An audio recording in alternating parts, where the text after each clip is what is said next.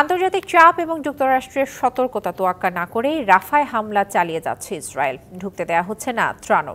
প্রাণ বাঁচাতে এরই মধ্যে গাজার দক্ষিণের এই শহর ছেড়েছেন ৮০,০০০-এর বেশি মানুষ। এদিকে সরবরাহ স্থগিতের ঘোষণার পরও ইসরায়েলে বড় অঙ্কের অস্ত্র দিচ্ছে বাইডেন প্রশাসন।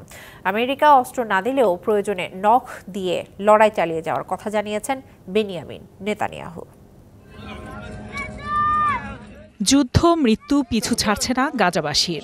সব চাপ উপেক্ষা করে রাফায় স্থল অভিযানের পাশাপাশি দফায় দফায় বোমা হামলা চালাচ্ছে ইসরায়েলি বাহিনী। প্রতিরোধের চেষ্টা করলেও সুবিধা করতে পারছে না হামাস।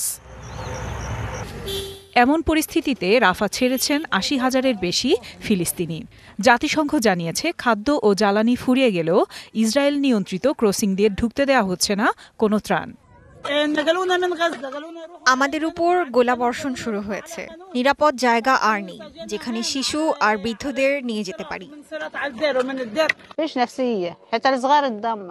উদ্বেগজনক বিষয় হচ্ছে রাফা এবং কেরাম শালম ক্রসিং পয়েন্ট বন্ধ রয়েছে। আমাদের জ্বালানি ফুরিয়ে যেতে শুরু করেছে। বাস্তুচ্যুত মানুষগুলো এখন খুবই অসহায়। এদিকে বাইডেন প্রশাসন ইসরায়েলকে অস্ত্র সরবরাহ স্থগিত করায় ক্ষুব্ধ তেল আবিব। যুক্তরাষ্ট্রের হুমকি প্রত্যাখ্যান করে প্রধানমন্ত্রী বেনিয়ামিন নেতানিয়াহুর হুঁশিয়ারি, একাই লড়বে ইসরায়েল।